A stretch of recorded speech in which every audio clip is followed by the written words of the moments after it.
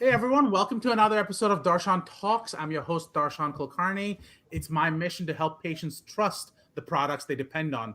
As you know, I'm an attorney, I'm a pharmacist, and I help companies with FDA regulated products. So if you think about drugs, wonder about devices, consider biotech, or are just plain moving into a new workspace where people are more shy than they need to, this is probably the conversation for you.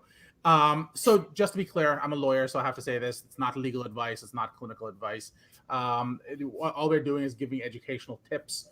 But consider them and hopefully reach out to someone like our guest if you need help in trying to figure out what types, if you're communicating correctly. As you can guess, I do these podcasts because they're a lot of fun. I learn something new each time. But it'd be nice to know if someone's listening. So if you like what you hear, please leave a comment, please subscribe, please share, because I know our guests would prefer to have that as well. So if you want to reach out to me, you can reach out to me on Darshan Talks on Twitter, or just go to our website at darshantalks.com. Our podcast today is going to be really exciting because this comes to me from my experience in pharmacy school, where they kept trying to teach us communications, and I'm not 100% sure how successful they were, because I'm not sure most of my pharmacist friends are good communicators. They tried to teach us that again in law school, and I'm not sure how successful they were, because all we seem to end up doing is being more challenging than we probably should. So we're going to talk to someone who's an expert communicator, and he is a veteran corporate communications leader. He's a longtime CEO speechwriter. He specializes in digital and social communications and is a subject matter expert. He formerly worked at BMS and Pfizer. Now you're lucky because he's working on his own. So if you actually need some help, he might be the guy to talk to. Our guest for today, Bob Libby. Bob, how are you? I'm great, Darshan, and thanks for having me. It's great to be here. Bob, before we start, because we want to lead from the top, and this is something I'm guessing you're going to teach us that in a few seconds. But how do they reach you? Because that's probably the most important part of this whole communication. Okay, sure. The easiest way to reach me, because I'm always online, is at my email, or like Robert E for Edward, Libbey, my last name, followed by the number one. So it's relibby1@gmail.com. Thank you very much. Great. So Bob, let's start from the very beginning. So I alluded to this, and I'm not sure why I'm using big words like alluded. I referenced this a little bit in in the intro, but you have some very interesting new things happening in your life right now. One of which is moving into a shared workspace. We're in the middle of the pandemic. Everyone's going, I don't want to be near anyone else at all. I love this working from home thing. Why did you go, you know what? I'm done with the whole working from home thing. I want to go back and move into a shared workspace. So talk to us a little bit about that. Yeah, that's a good question, Darshan. I just did it earlier this week. I think yesterday was my first day, and I'm here now in Portland, Maine, at Think Tank shared workspace. Very nice, very comfortable, not too crowded at all. In fact, it seems that while people have commitments here, they're not using it as much. Part of that might be because it's summertime in Maine, when people like to be out and about. I decided to come here because I've just gotten so busy between the distractions at home and the frankly limited amount of space that I have there. I needed someplace where I could really root myself and spread out and focus a little more. So you're talking about focusing. Do you worry that having other people around who, for example, in a shared workspace, who don't have the same goals as you, does that cause an unfocusing for you, or does that actually cause you to focus a little bit more? I haven't noticed it, Darshan. I think everyone seems to be in their own zone, focused on what they're doing, and they don't talk to each other. At least I have not seen any of this, and I don't understand this. I'm a social being. I think we're all social beings. Not so much here. I'm trying to figure that out. Maybe that's the nature of people who work in these kinds of spaces. If anyone has an observation on that, I'd be happy to hear it. I could probably use the advice. Well, for me, the way I'm part of a group like that as well. Because I find it easier to have my mail diverted there. I had a situation once Mhm. where I had my mail coming to my house, and some guy showed up at my house going at like some advice. It's like that's probably not the direction we should have gone. So I Right. started using a company. I forget what it's called actually. I should remember it. I'm paying their bill every month. But is the big thing I learned when I was there is there are a lot of tech companies that really seemed into it. And when I think of the stereotypical tech person, which is it's unfair to paint everyone with a stereotype, but when I think of the stereotypical tech person, they're not the most um, outgoing people I think of. Mm-hmm. So I wonder if, as you said, that's just the breed of people who comes there, which is they're going, I want to be in my work, I want to get my work done, and then I want to go out and drink or have a party or just go home and play on my video games. So I wonder if that's sort of what caused it. But is that Maybe. therefore a the antithesis of a communicator? Do you get to, for example, I'm looking at your site right now, and I love the background there, but it's sterile, Yes. um, and that's with purpose because they don't want it to be the. And you said you worked at Pfizer or BMS. They don't want Pfizer BMS in the background as you're No. sort of doing things. But what is the importance of communicating non-verbally in these types of scenarios? Is it important that the company like they chose the sterile workspace as a communicator? Do you think that was a good strategy? Yeah, I think it's fine. I think it seems to me that the people who've been here for a while have kind of made their own spaces their own, if you will, personalize them ever so slightly. And so I mean, I think from a business model point of view, it does make sense. It's certainly comfortable and it's welcoming. And the interesting thing is that the front of the house, if you will, has big plate glass windows in this 100-year-old or so restored brick building in downtown Portland, Maine. And it's very bright and has kind of a Google feel if you've ever been to Google offices like in New York. And yet as you move toward the back of the space, of course, there aren't windows and it gets darker and you can almost feel the focus of the people working narrow, it gets narrower and more intense. And that's where I am right now. I don't want to be at the front, too much distraction of people coming in and out. But it is funny how it does get darker as you go to the back, and you can feel the intensity rise as you go to the back. Yeah. Not very social, though. It's not. I'm going to have to figure that out. Fair enough. So speaking about not being social, one of the things you told me you do is you actually teach people how to write, to actually communicate, to Yes. actually connect with people. What do you think are the most common mistakes people make, and does it matter what type of communication you have when you're teaching people to write? Sure. I'll answer the second question first. It doesn't matter. I think good writing is good writing. And I'd love to see that applied to those of you who work in the legal profession as well. We can talk about that separately if you'd like. The mistakes that I see people make most often is they don't think through what they're writing about. They don't think through what their intent or purpose is. And so they spend a lot of time trying to find that. And I always tell people that, writing is literally the graphic extension of your thinking.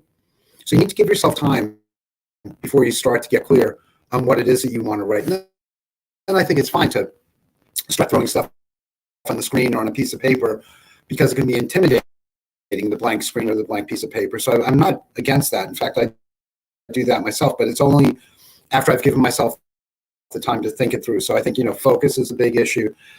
I think people don't make enough use of active voice, active verbs. To me, it's sort of the fuel that pulls people down through what you're writing. I don't know why there's such a tendency to be passive with language, but there's a lot of that. I think people have a tendency, third mistake I see people make is, they want to show off. They want to show off their vocabulary or their training, their academic background, what have you. And they use complex language, or worse, they use corporate speak and jargon. And jargon is an affliction that touches every business in the world now, as far as I can tell.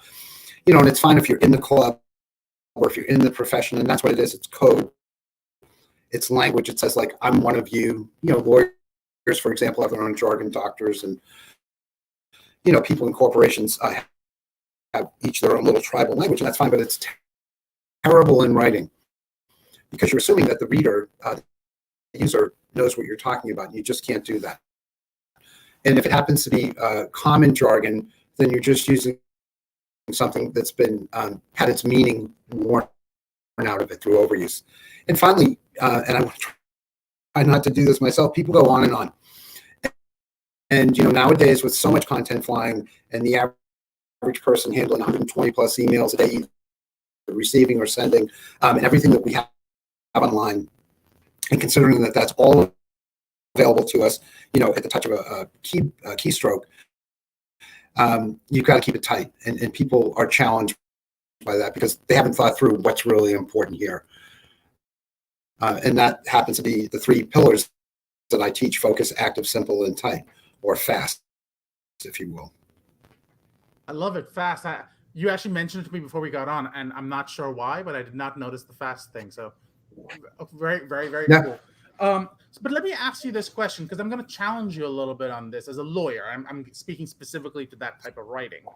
When a client comes to you, they come to you with the idea that you could do something for me that I couldn't have done for myself. So if that's true, if I write them a very simple letter that's tight, that's focused, that's active, that's simple, and I give it to them, and it looks like something they could have written themselves, would they feel like they got value from that conversation, or from the entire interaction, where they're going to pay a decent amount of money and they're going, well, I could have done this? Should communication, to the point you're making, it's a graphical representation of your thought process, to a certain extent, do you need bells and whistles in certain types of communications to suggest A, authority, or B, expertise, or something like that? Good question. No, I don't think you need bells and whistles. I try to stay away from bells and whistles and keep it real, keep it straight and straightforward. And I think the value, and the clients always see this as like, wow, that's what I wanted to say. And I couldn't have said it so tightly, or I couldn't have been so direct, and I really appreciate your input. I understand what you're saying theoretically. Like, if you make it simple enough and clear enough, it should be like, well, anyone can do that. But the truth is, we see this ourselves every day. Like, very few people can do it. In fact, there's dare I say, an epidemic of bad writing that's come down through the previous few generations, that those of us who work in the profession are now having to cope with. And there's part of the challenge of this, Darshan, is that in certain organizations, you have people who are producing poorly constructed communications, or bad writing, if you will, ineffective writing, let's call it. And it's being reviewed by people who don't know the difference, because they write the same way. And they'll often say, well, it looks good to me. And they pass it along. And all of a sudden you see things on websites and social media accounts, or you hear an executive speak and how did that happen? Well, it's actually quite easy, and people haven't been trained to write. You don't learn it in school for the most part, certainly not in the US. And with all due respect to teachers, and I've had some great ones over the years, they weren't trained to write. And hence, so you're sitting in, an English class, and you're mapping sentences. And that's just something I've never done in my whole career. I've done this for 40 years. And, getting the mapping, if you will, what's the other, I can't even think of the other word for it. Sentence structure is just never been an issue. And that's not where I learned to write. I learned to write by doing it. And I did have one excellent high school teacher who did know how to write. And I've held on to those lessons ever since. So you... Diagramming, sorry, sentence diagramming. I mean, there you go. I've never diagrammed a sentence in my professional career. Ever. Obviously, Bob, you haven't worked at the highest levels of writing if you haven't diagrammed a sentence. I mean, everyone does Right. that, right? No, I guess I'm not me. Okay, so let me ask you this though, and I'm seriously asking you this because I'm wondering: Sure. are you saying that the heretofores and the wherefore abouts that you have in the contracts, which make them seem also legal and also important, are meaningless, or do they have a communicative value of the expertise that's obviously demonstrated in that write-up? I wouldn't say they're meaningless. I would say they're a distraction. And I've worked with lots of lawyers and great attorneys throughout my career, and couldn't get the work done without them. So I have a tremendous respect for lawyers. My middle of my three daughters, is entering her third year of law school in Philadelphia, where I believe you are. And she's a terrific writer, and it's part of how I think, one of the strengths that helped her get into law school. And I worry now that her legal training, and she worries too. I mean, she can see it coming or feel it happening, I guess. And she's kind of living in two worlds.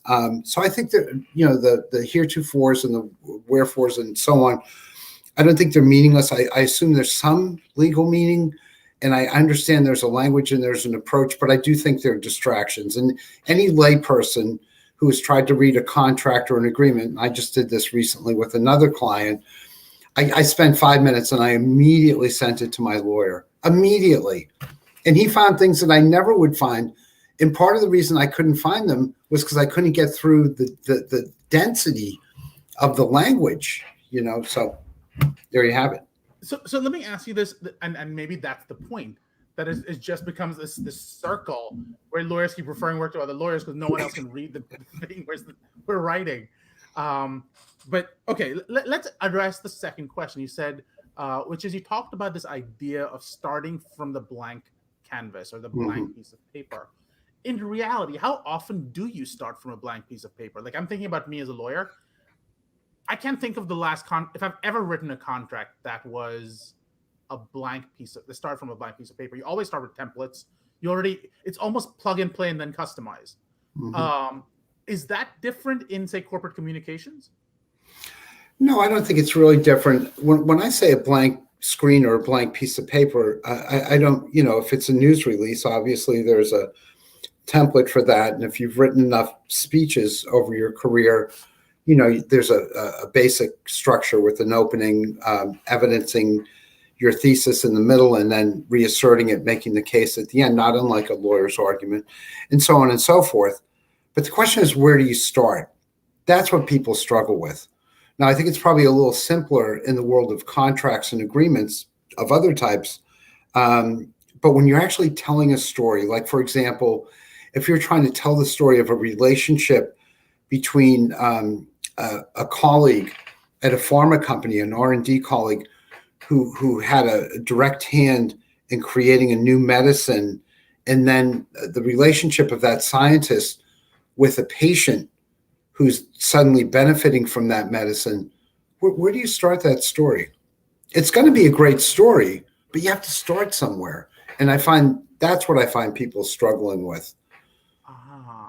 So the shifting focus of the subject, if you will, of the story is the hardest piece, and that's the quote unquote blank canvas you're starting from. Right. That's what I mean by that. Right. And getting it in focus. And that's why I said earlier, everyone needs to give themselves some time to think this through. Well, what is the point of this story? Is the point that it's a small world and circumstances brought this scientist and this patient together? Is it a story of fate? Is it a story of intent? This is exactly what this scientist has wanted to do her whole life. And finally, she's been delivered to this place where not only has she helped produce a breakthrough medicine, but has actually gotten to connect, with one of the first patients to benefit from it. I don't know. These are things you have to sort out because, look, here's how I look at it. Part of what makes the focus piece or the purpose question so important is, whatever we create, you, me, and whoever's listening today, if they're posting it online, and even if they're not posting it online, but most communications is online nowadays, that piece is competing with everything else online. To me, the internet is one big sheet of content ice. There are no stalls. There are no boundaries, geographic or otherwise. You think about how you use the internet or how I use the internet. I want to check to see what time whatever match is on for the Euros, the soccer tournament later today. Do a little online banking, check my email, go to my favorite news sources. I'm just literally skating across the internet. And that, with all of the volume of content that's out there and the new platforms to choose from and everything, is a hugely competitive place to stop someone, to actually get them to read what you've created. And if you're really lucky or really good, get them to engage with it, to like it, to share it, to comment on it. Incredibly, incredibly competitive. This isn't, these aren't vertical categories that we're competing in. If I'm working for a pharma client, that pharma client isn't just competing with other pharmas in its therapeutic area, for example. It's competing with everything that's out there. It's immensely difficult to get people's attention, to get them to stop. And I'm repeating it because just every once in a while, I'm just so struck by it. And I base that on how I know people, how users act online, because I've done a lot of user testing and a lot of user studies. So that's how we all use it. So what I hear you say, and I've never heard it phrased this way, which is why I want to reiterate it. Mm-hmm. The goal of communication is engagement. You want to actually cause an action on the other side. It's not the FYI, the world of FYI communications is almost not as interesting, or is that fair, or am I sort of simplifying? No, I mean, it is fair up to a point. I think, engagement, others would say changing sentiment, which sort of is just beyond engagement. I mean, that's probably really the holy grail, to change the way people view you, your products, services, positions, and so on. But the proxy for that, along the way, is engagement. That's like one of the easiest things to measure. But in sentiment, it's more difficult to measure, and it takes more time, and it sort of unfolds over time. Having said that, there's still a place for raising awareness. If you're new, you have a new product, a new service, you're not very well known, you've got to get in the game, because it's going to be very hard to stop people if they don't recognize you. So raising awareness is a challenge, and it's a rightful challenge for many organizations. Most organizations try to do both, because you're constantly competing for attention. So the awareness piece never really goes away. The ideal is if you can do them both together. And if you're doing it well, you're not only raising awareness, but you're hopefully inspiring engagement, and as a result of that, over time, making for a more positive sentiment toward your organization. So again, I'm repeating what you just said, but I want to make sure we get this straight, because it's really interesting for me. Again, for you, this is everyday work, but for me, it's interesting. The path that you want people to follow is raise awareness, to engage, to finally change sentiment. Is that fair? Yeah, that's fair. And I would add in at least another step. And I mean, you can sort of think of it as a marketing funnel. I resisted a long time comparisons between communications and marketing, but with the rise of paid social media, especially, it's awfully hard some days to separate them. And there are many similarities. And I'm saying that now. You want to, get people in that funnel and down through the funnel. And, part of that is getting them to come back, to care enough that they're looking for you the next day, which is also a huge challenge, because not only do you have to create content that's going to stop people, get them to read it, engage, and maybe change their sentiment over time, then you got to do it the next day and the next day after that, and over, because everyone's trying to do the same thing. I mean, the paid media game has become like an arms race. And there is pushback. People can tell when they're being played, and folks, users don't want to feel that way. But budgets do matter. The quality of the content really matters. But if you can't get it in front of enough people, you're going to suffer. So I'd actually argue that there's a step that's missing. Okay. And I don't know how, as a communicator, you address it, which is the steps you identified so far are raise awareness, to engagement, to changing sentiment, to coming back. So that's the sort of circle, if you will, to keep going through. What I would argue is that after engagement and before changing sentiment, you need to cause trust. And I think because without the trust, you aren't going to change the sentiment because I don't trust you. True. My question is, as a communicator, how do you address that gap of I don't know you to I trust you? That's a good question. I mean, that's sort of like the sentiment piece. It takes time. But I think in any individual execution, the more real you can be, the more trustworthy you are. And I'll give you a hypothetical example. If you want an executive of your organization to communicate effectively with a broad range of potential users, folks who might tune in, you can go one of two ways. You can go into your corporate TV studio and create, and especially after you've shot it, create a very fancy, highly produced video that makes the CEO look terrific, and it's as if they're on the Today Show, and you're hearing it, blah blah blah, and it looks, and it matches what people's experience is in real life. And let's not be mistaken, real life does what people see in the traditional media influences them when they look at companies' digital and social media. Their expectations are high. That said, you could go the other route and keep it very simple. And I'm not talking about like a phone camera, but something simple that allows the user to really focus on the executive and what the executive's saying. 9 times out of 10, that second, simpler take on it is going to work better than the highly produced piece. People, I said it before, people don't want to feel like they're being played. So as much as their experience and their frame of reference is informed by their day-to-day experiences, simple in that sense, and being direct with people is better. And that to me is how you build trust. That and consistency over time. So I'm thinking about what you just said, and I'm going back to the word simple, but I think you used a better word, which was more real. And when I start thinking of the word real, I keep thinking about the different types of real you can be.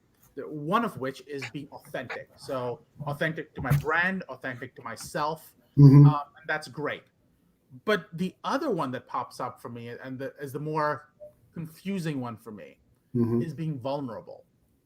And the advantage of vulnerable, as I see it, is that people see you in a place where you're not defending yourself. You're saying, this is me.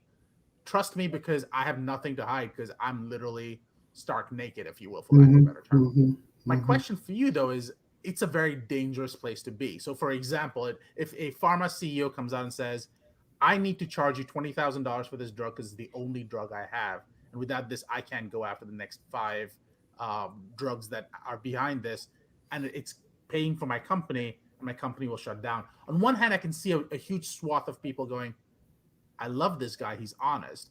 But I can see someone 2 years down the road going, you know what, you said that you were doing this because of blah, blah, blah. Let's use hindsight and readjust everything you were saying, and now I'm gonna shoot at you or charge you for not being as blatantly transparent as possibly you could have been. So how do you address that in a world where people are looking back and readdressing things? Yeah, sure. Well, first of all, I mean, as you and I know, thankfully, that's not the way medicines are priced in markets that can afford them, like the U.S. But I get the gist of what you're saying. I think it's a really, like so much of this in communications, it's a matter of balance. if you think of Mark Zuckerberg, for example, a very transparent and vulnerable place for him to be before a Senate hearing on how Facebook polices content might be to say, we really haven't figured this out. We have a lot of work to do here. Obviously, I'm sorry I don't have more answers for you. That would be a step or two too far. People might love it, but Facebook has a lot of investors. And Facebook, and by the way, I'm not suggesting that that's the case at Facebook. Sure. This is purely hypothetical, and you'll need to serve as my lawyer if this comes up later.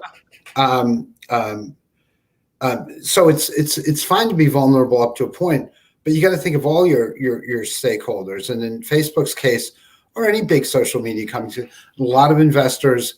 That's the kind of thing that would rattle a market. You see it happen with Tesla.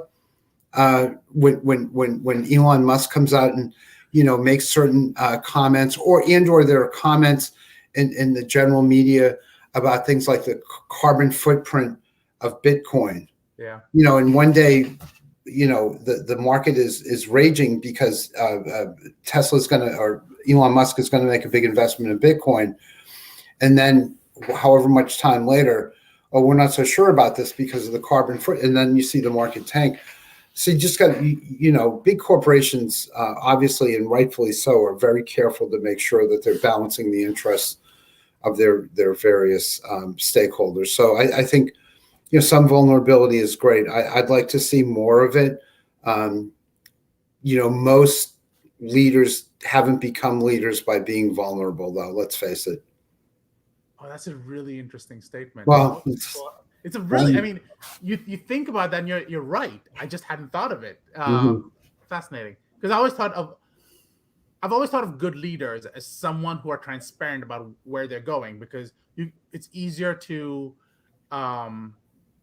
rile people up in a positive way.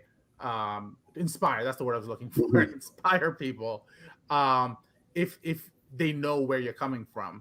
But what you're saying is there's a limit to that, and you've got to be able to balance because it's not just your employees and your customers, also your investors. And sometimes, even though they're all the same goal of let's have the company do well and serve its customers well, those can be on opposite sides of a conversation. So you've got to balance both needs. I usually aim these to be about 15 to 20 minutes. We are well above this at this second. Okay. Do you mind if I ask you a few questions before we go right ahead? So the first question is, based on the conversation we've had, what is a question you'd like to ask the audience? Yeah, I would like to ask the audience what is their greatest challenge when it comes to writing. What do they find? What aspect of writing do they find most challenging? And or do they think it even matters? Does good writing matter? So I'll answer the question. I usually try to answer it myself first. Okay. And for me, I think the hardest aspect of writing is going back and checking it. Because I have a really hard time checking my own writing because inevitably I will find faults in it and find faults in it and then find faults in it. But the initial sentiment is still there. I don't ever know when you're supposed to stop. Okay. When I was in law school, we had like a final assignment, and they told us you have 3 months to finish this. I remember checking that document 30 something times, and even on the 31st time, I was still finding errors. Absolutely. Like, why? What? I must be thoroughly incompetent to keep having errors there. But No. That's the nature of it. It's like peeling an onion. It's like the unending process. You can always make it better. That's why deadline is such a great thing. I'm sure you were so relieved when you finally got to the end of that 3 months. I always tell people deadline is your friend. Start with deadline, your friend, and work backwards from there. Leave yourself time to go over it at least a few times. And when I worked as a speechwriter, 7 or 8 drafts of a major address was not unusual at all. And I would keep all the notes and all the previous drafts for the same, to go back and check and to make sure everything's right factually and so on, and to be ready to answer, who's this source? Where did this come from? It's just part of the process. It is a process. If you accept it as that, and embrace deadline, it makes it easier. Very, very cool. Two more questions for you. What was a source of happiness for you this week, in the last week, if you will, last 7 days? Yeah, helping a client articulate a position they were taking. The specifics of it aren't important, but it's what we were saying before when you said, how do clients appreciate, if you make it look too easy, doesn't that cut down on the appreciation factor? And I had exactly the opposite experience. The client was very happy and grateful. And frankly, it's sort of humbling because, to me, these are things that other people could do. They just can't do them as quickly or maybe at such a refined level. By the way, this is all I can do. I'm really good at something else. I mean, I'm lucky, and I count myself as lucky because I love my work. But I remember when I was a young speechwriter and people would say, he has someone write his speeches. I'm like, wait a second. To me, it's like shining shoes. He could shine his own shoes, but is it really worth his time to do that? He could write his own speech, maybe not quite as good as a professional speechwriter, but is that the way you want to spend the CEO's time and the money that you pay him? So, yeah, it's interesting. It's an interesting line of work. I can't wait to bring you back so that I can ask you about that, because one of the things I think is super hard is channeling someone else's voice. Mm-hmm. And that just sounds, I clerked for a federal court judge, and there were times I'd read the opinion and he'd obviously check it and everything that goes along with it. But times he'd reject it, and I'd go, why? And he's like, that's not my voice. Mm-hmm. That was so interesting to me. Yeah. Speechwriters tend to be good mimics. Like they can hear, they can do imitations. They can hear someone. They can mimic them. And honestly, I think that's, when you write speeches, you're mimicking in writing someone else. So that's part of it. Well, we're going to explore it soon, hopefully. Another question to ask you. What is something you've learned in the last month? Something I've learned in the last month. Well, it's something I actually had learned as a kid, but had forgotten. And that is that, there's always room to put in a little more effort to make that piece a little better before you send it off, to get it a little closer to its goal before that deadline hits and you have to let it go. It's sort of like running a race. Like, don't ease up at the finish line. They always say in the Olympics are coming up, track and field, run through the finish line. That's what you're taught as a kid. And I think that way with the work that I do and a lot of us do, I think all of us, frankly, that's when you really need to bear down, because that's when it gets hardest. Also, you're tired, you're starting to feel wobbly, you're losing your form. It's like, no, that's when we need to redouble our focus. And I was reminded of that working on a big project recently. And I was like, yeah, that's got to remember that. Very cool. So let me do a quick summary of our conversation. During our conversation, we landed up speaking about your experiences with new shared workspace. We then talked a little bit about your course, where you actually landed up talking and teaching people on how to write better. And it comes down to what you call the FAST methodology, which is focus, active, simple, and tight. If you can get those done, you're probably in a much better spot than you were before you started. You talked a little bit about in focusing the challenges involve things like personalization. How do you actually manage doing that? We didn't get into, and this was something I want to talk about, was the difference between writing and writing for speaking, and what the differences are. So hopefully we'll get to that next time. We talked a little bit about the value of specialized writing, things like adding a heretofore or wherewithal, whatever it is, and how do you do that in a way, and does it add value? The second component was also, how do you deal with the quote unquote blank piece of paper? What is a blank piece of paper? And it's not literally a blank piece of paper. It is how do you choose the right focus, which really comes back to your four pillars, if you will. we then talked a little bit about the process of the goal of writing. The first being to raise awareness, the second being engagement. Theoretically, between those, the next one, there's an issue of how do you address trust. Then there's a changing sentiment, and then coming back and doing it all over again. Um, as you pointed out, there's such a overwhelming amount of information and conversations that are happening. It's really also how do you break through that noise so that your message is heard as well. We talked about what does appropriate engagement look like, and you pointed out the value of quote unquote being real, and the result of that is this idea of it being more trustworthy, and looking at things like authenticity and vulnerability, and and I think that covers, and the importance of balance. Right. Did I miss anything? No, I think that's it. We covered a lot of ground. I mean, I think it's, interesting work and an interesting topic. I mean, everyone writes, and most people I've met would like to write better.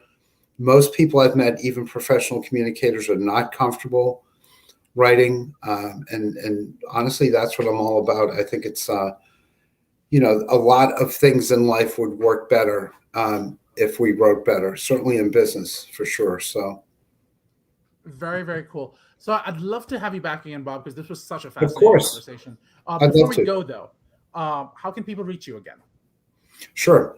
My email is R like Robert, E like Edward, Libby, Libbey, followed by the number 1. So it's relibby1 at gmail.com.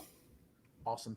And again, you can reach me at DarshanTalks on Twitter, or just go to our website at DarshanTalks.com. If you like this podcast, again, please leave a comment, please subscribe. If you know someone who likes this type of stuff and likes these conversations, please share the conversations with them. And Bob, this was wonderful having you. So thank you so much. Great. Thank you. Thank you, Darshan. I hope you have a great day. Thanks.